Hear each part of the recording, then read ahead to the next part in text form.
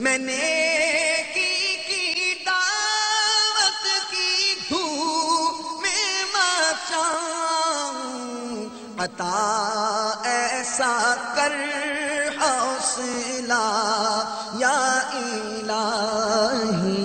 اعلیٰ حضرت رحمت اللہ تعالی علیہ کی ایک جو مرید تھے، ان کا نام امجد علی خان قادری تھا۔ شکار کھیلنے گئے، غلطی سے شکار کو گولی لگنے کے بجائے کسی شخص کو لگ گئی، وہ مر گیا۔ عدالت میں مقدمہ چلا تو اس کو سزائے موت سنا دی گئی۔ گھر والے پریشان، کیسے پریشان ہوں گے آپ اندازہ کر سکتے ہیں۔ گھر والے پہنچے اور رونا دھونا مچ گیا۔ تو امجد علی صاحب جن کو سزائے موت سنا دی گئی ہے، وہ کہتے ہیں کہ آپ گھبرائیے نہیں، انشاءاللہ مجھے سزائے موت نہیں ہوگی۔ گھر والوں نے کہا یہ کیسے ممکن ہے، عدالت سے فیصلہ سنا دیا گیا ہے، پھانسی کی ڈیٹ ڈیسائیڈ ہو گئی اور آپ کہتے ہیں آپ کو سزا نہیں ہوگی۔ تو کہتے ہیں میرے پیر و مرشد امام احمد رضا خان علیہ رحمت الرحمان میرے خواب میں تشریف لائے ہیں اور آ کر فرمایا ہے کہ امجد علی گھبراؤ مت، تمہاری رہائی ہو جائے گی۔ مولانا امجد علی ہمیں سکھا رہے ہیں کہ مرید کا پیر پر یقین کیسا ہونا چاہیے۔ کہتے ہیں آپ فکر نہ کریں، میں چھوٹ کے آ جاؤں گا۔ گھر والے چپ چپ واپس آ گئے، چھوٹنے کا کوئی صورت بنی نہیں۔ پھانسی کا دن آ گیا، صبح پھانسی ہے، رات کا وقت آ گیا، ماں پھر آتی ہے بیٹے کے پاس، اور ماں کی کیفیت ماں ہی جانتی ہے کہ جس کے بیٹے کو صبح پھانسی دی جانے والی ہو، اس ماں کے دل پر کیا گزر رہی ہوگی، زار و کتار رو رہی ہے۔ امجد علی کے چہرے پر خوف نہیں ہے، سچے پیر پر یقین کیا ہوا کرتا ہے، وہ ایک سچا رضوی سکھا رہا ہے۔ کہتے ہیں امی آپ گھبرائیے نہیں، آپ سکون سے گھر جائیے، کل انشاءاللہ ناشتہ گھر آ کر آپ کے ساتھ کروں گا۔ والدہ سمجھی کہ اب وہ آخری وقت آتا ہے نا تو بندہ بیکی بیکی باتیں کرنے لگتا ہے۔ صبح پھانسی اور کہہ رہا ہے ناشتہ آپ کے ساتھ کروں گا، اب وہ بیچاری اور رونے لگی اور اسی غم میں گھر آ گئی۔ صبح جب پھانسی کا وقت آیا، جلاد اور سپاہی لوگ آئے اور آ کر سوال کیا کہ کوئی آخری خواہش ہو، کوئی لاسٹ ڈیزائر ہو تو بتائیے۔ مرنے والے سے پہلے آخری خواہش پوچھی جاتی ہے۔ امجد علی صاحب کہتے ہیں کہ آخری خواہش اس سے پوچھی جاتی ہے جس کا آخری وقت آ گیا ہو، میرا ابھی آخری وقت نہیں آیا، مجھ سے آخری خواہش کیوں پوچھتے ہو؟ وہ حیران ہے کہ عجیب آدمی ہے، پھانسی گھاٹ کی طرف لے جا رہے ہیں، عجیب عجیب باتیں کر رہا ہے۔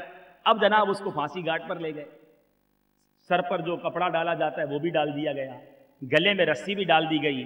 وہ لیور یا وہ یوں سمجھ لیجئے پلک ہوگا یا کوئی لیور ہوگا جس پر جلاد جناب وہ ہاتھ کھینچتا ہوگا تو بندہ پھانسی پہ لٹک جاتا ہے، اس کا ہاتھ اس پہ ہے، بالکل لاسٹ مومنٹ آ چکا ہے کہ اتنی دیر میں ایک ٹیلی گرام جیل میں رسیب ہوتا ہے، موصول ہوتا ہے کہ جس میں یہ لکھا ہوتا ہے کہ آج ملکہ کی تاج پوشی کی خوشی میں اتنے اتنے مجرم آزاد کیے گئے ہیں۔ جب وہ لسٹ کھولی جاتی ہے تو امجد علی کا نام بھی اس میں ہوتا ہے۔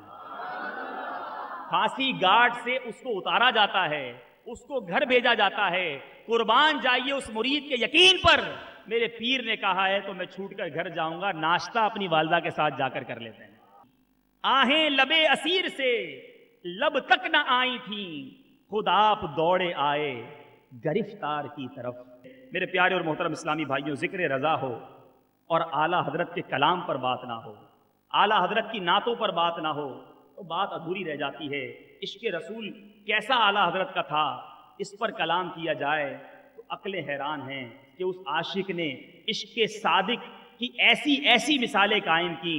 کبھی تو وہ سیدوں کی ڈولی کو کندھے پہ اٹھاتا نظر آتا ہے، کبھی سیدوں کے ہاتھ چومتا نظر آتا ہے، کبھی آل رسول کو عام لوگوں سے دونا حصہ دیتے نظر آتا ہے، اور کبھی چھوٹے چھوٹے سید زادوں کو دیکھ کر تعظیم میں کھڑا ہوتا نظر آتا ہے۔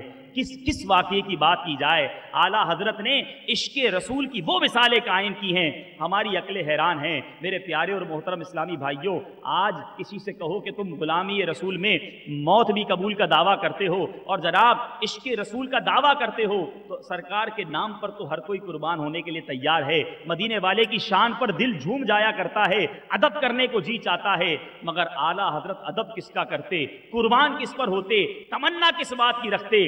اعلیٰ حضرت سنیے کیا کہتے ہیں۔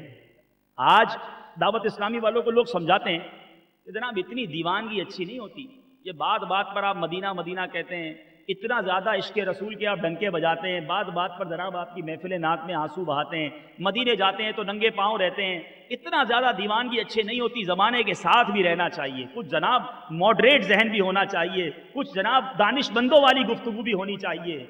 मैं उस दानिशमंद की बात कर रहा हूँ कि आज उलमा उसके इल्म व फिक्र पर हैरान हैं।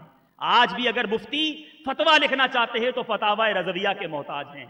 वो दानिशमंदों का इमाम, वो अकल का पहाड़, जिसकी अकल पर आज उलमा हैरान हैं, वो अपनी अकलमंदी को क्या कह के मुखातिब कर रहा है, अपने दिमाग को क्या सवाल कर रहा है। सुनिए, दीवानगी कहते किसको है, मदीने वाले पर फिदा होने का जहन किस तरह होना चाहिए।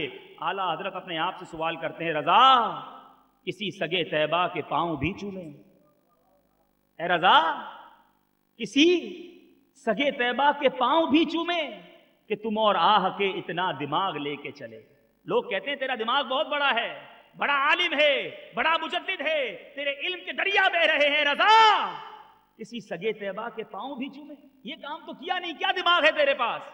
ये आला हजरत के इश्क की पुकार है। आला हजरत सगे तैबा से क्या प्यार करते थे। मदीने की गलियों पर फिदा होना हो, सरकार के इश्क में मचलना हो तो सीखो उस आशिकों के इमाम से। एक और जगह फरमाते हैं, खौफ है सम्मा खराशी ये सगे तैबा का, हमें खौफ है कि अगर जोर जोर से रोएंगे दरबार रिसालत में, आंसू बहाएंगे तो कहीं मदीने के कुत्तों की नींद खराब ना हो जाए। आए हाय हाय, इश्क देखिए। खौफ है सम्मा खराशी ये सगे तैबा का, वरना क्या याद नहीं ना लाओ अफगाम को।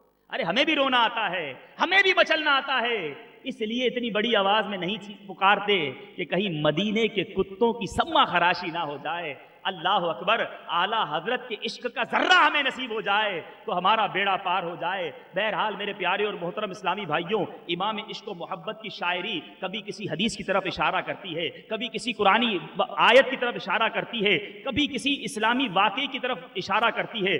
मेरे प्यारे इस्लामी भाइयों, आपने कई बार वो वाक़या सुना होगा कि मौला अली करमल्लाहु ताला वजहुल करीम की गोद में प्यारे आका आराम फरमा है। असर का वक्त चला गया, मुस्तफ़ा करीम ने दुआ की, सूरज वापस आ गया। उलमा बड़ा प्यारा इस पर बहस फरमाते हैं कि नमाज पढ़ना तो फर्ज थी, मौला अली को तो पता होना चाहिए कि नमाज फर्ज है, उन्होंने वो फर्ज छोड़ दिया, मुस्तफ़ा के आराम को तकलीफ ना पहुंचाई।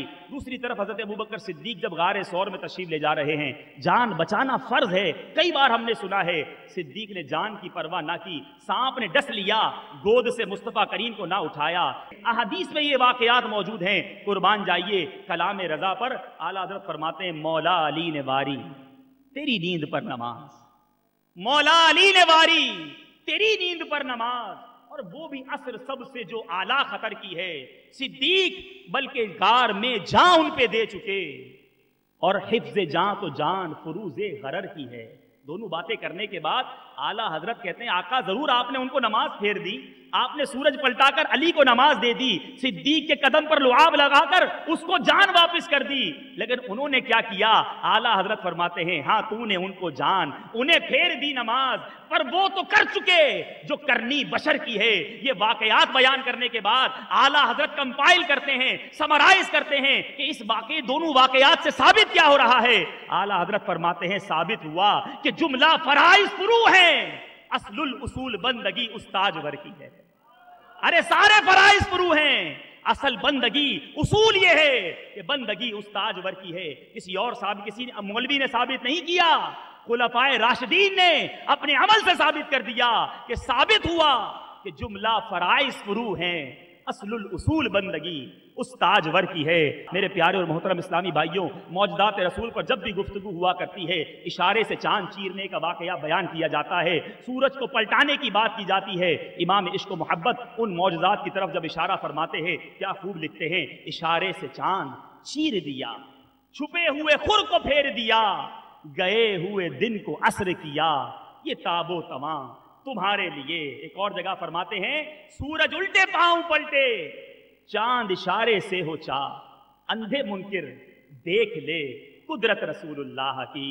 کس کس شعر کی بات کی جائے، کوئی شعر حدیث کی ترجمانی کر رہا ہے، کوئی کسی قرآنی واقعے کو بیان کر رہا ہے، کوئی سیرت مصطفیٰ کے کسی پہلو کو اجاگر کر رہا ہے۔ میرے آقا فرماتے، وہ حدیث آپ نے کئی بار سنی ہوگی جس کا مفہوم ہے کہ میرے صحابہ تاروں کی مانند ہے، جس کی اقتدا کرو گے کامیاب ہو جاؤ گے۔ اعلیٰ حضرت اہل سنت والجماعت کو خوشخبری سناتے ہیں، اہل سنت کا ہے بیڑا پار اصحاب حضور، اہل سنت کا ہے بیڑا پار اصحاب حضور، نجم ہیں اور ناؤ ہے اطرت رسول اللہ کی۔ اعلیٰ حضرت نے جب قرآن پاک کی تلاوت کی ہوگی، کبھی یاسین دیکھا، کبھی طٰہٰ دیکھا، کبھی کاف ہا یا عین صاد دیکھا، کبھی سراج اور منیر کہتے ہوئے رب کو پایا، تو اعلیٰ حضرت نے ایک طرف اپنے کلام کو دیکھا ہوگا، اپنی نعتوں کو دیکھا ہوگا، دوسری طرف رب کا انداز بیاں دیکھا۔ امام عشق و محبت لکھتے ہیں، اے رضا خود صاحب قرآن ہے مداح ہے حضور، اے رضا خود صاحب قرآن ہے مداح ہے حضور، تو مجھ سے کب ممکن ہے پھر مدحت رسول اللہ کی۔ کاف ہا یا عین صاد کو دیکھ کر امام عشق و محبت کی تڑپ مزید بڑھتی ہے، لکھتے ہیں کاف گیسو ہا دہن یا ابرو آنکھیں عین صاد، کاف ہا یا عین صاد ان کا ہے چہرہ نور کا۔ جب سورہ نور کا مطالعہ کیا، امام عشق و محبت لکھتے ہیں، آقا شمع دل مشکات تن سینہ زجاجہ نور کا، تیری صورت کے لیے آیا ہے سورہ نور کا۔ یا رسول اللہ، آپ کی آنکھیں، آپ کے کان، آپ کے ابرو کی مثال ہم کیا دیں؟ آل رسول کے ادب نے تڑپایا۔ امام عشق و محبت نے سنا ہوگا، کچھ لوگ پیارے آقا کے نور ہونے کا انکار کرتے ہیں، قلم اٹھا کر لکھتے ہیں کہ اے سننے والوں سنو، یہ جو مہر و ماں پہ ہے اطلاق آتا نور کا، بھیک تیرے نام کی ہے استعارہ نور کا۔ کبھی ایک چاند کو دیکھا ہوگا، پہلے دن کا چاند ہے، ہلال کی مانند کشکول کی مانند ہوا کرتا ہے۔ امام عشق و محبت کے عشق نے تڑپایا ہوگا، ایک چاند کو، ہلال کو دیکھنے لوگ بڑی توجہ سے دیکھتے ہیں، بڑا پیارا لگتا ہے، مگر اس کو کشکول کی مانند امام عشق و محبت لکھتے ہیں، بھیک لے سرکار سے لا جلد کاسا نور کا، ماہ نو طیبہ میں بٹتا ہے پیالہ نور کا۔ اعلیٰ حضرت سرکار کی نورانی سرکار سے کس طرح بھیک مانگتے ہیں، یا رسول اللہ میں گدا تو بادشاہ بھر دے پیالہ نور کا، نور دن دونا تیرا دے ڈال صدقہ نور کا۔ اعلیٰ حضرت رحمت اللہ تعالی علیہ آل رسول کے بارے میں سوچ کر لکھتے ہیں، یا رسول اللہ تیری نسل پاک میں ہے بچہ بچہ نور کا، تو ہے عین نور تیرا سب گھرانہ نور کا۔ میں نے کی دعوت کی دھوم میں مچاؤں، عطا ایسا کر حوصلہ یا الہ۔